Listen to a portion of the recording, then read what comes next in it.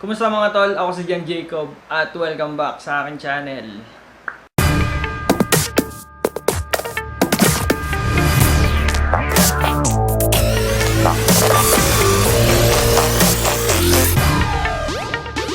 Yun nga pala, last time na nag-upload ako ng video ay about siya sa pagta-tie-dye ng hoodie. At ang kulay niya ay red, blue, and yellow. Then classic spiral yung ginawa ko. Kung hindi nyo pa yun napapanood, ay i-check nyo lang siya dito sa channel ko para mapanood nyo din. Ngayon nga pala, sa video na to ay ipapakita ko rin sa inyo ang paggawa ko ng ibang design pa ng hoodie. Bali, ang gagamitin lang natin na hoodie ay plain na white. Then, ang ilalagay ko na kulay ay kulay black. Then, maglalagay ako ng print sa kanya. At yun nga pala, last time ay in-explain ko na yung... Teka, adjust ko lang itong... Okay. Last time nga pala ay explain ko na kung ano yung ginagamit ko na dyes. Pero marami pa rin nagtatanong kung ano yung ginagamit ko na dyes. Then, yun nga, ang ginagamit ko na dye ay Dharma Fiber Reactive Dyes. Mabibili nyo siya sa Shopee. Ayun, search nyo lang Dharma Fiber Reactive Dyes. Then, dun naman sa squeeze bottle na ginagamit ko, kagaya dun sa mga video ko, makakakuha kayo nun or makakapag-avail kayo nun sa Facebook na si Hyperspace Arts and Crafts. Then, kung bago lang kayo dito sa channel ko, ay huwag nyo kakalimutan na mag-subscribe. At kung magugustuhan nyo yung video na to, ay mag-iwan na rin ng like. Pwede rin, share nyo na rin para magkaroon din ng idea yung iba nating mga katropa. Simulan natin ang pagtatay-dye ng hoodie.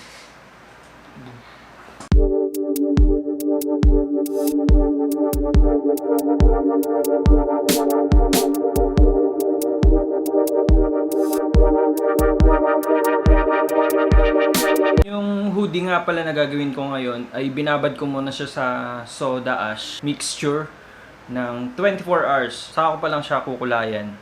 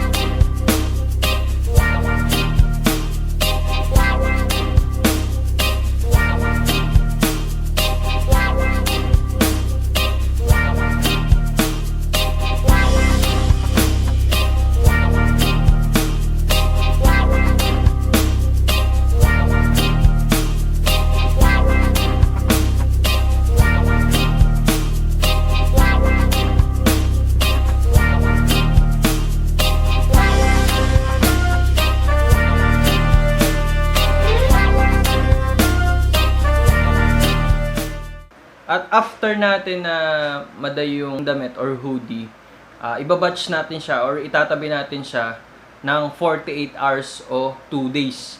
Yung dice kasi, mentras nakabatch siya or nananatili siyang moist dun sa damit, ay nagre-react pa siya dun sa pinaka-tela ng damit natin. Kumaga, nagiging mas vibrant pa yung kulay habang tumatagal siya na basa dun sa pinaka-cotton shirt natin. Kaya, ayun, 48 hours talaga siyang nakabatch.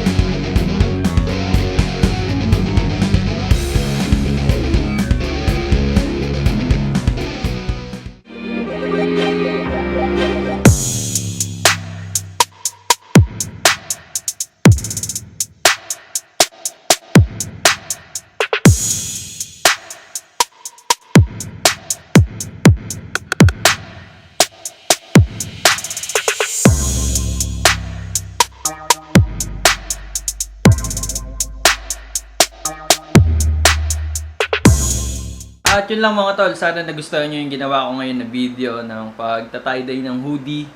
At kung nagustuhan nyo ay huwag nyo kakalimutan na mag-iwan ng like at pwede rin i-share nyo na rin to sa iba.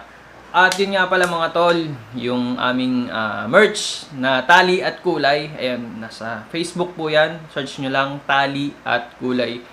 Marami po kami mga iba't ibang designs ng tie-dye dyan.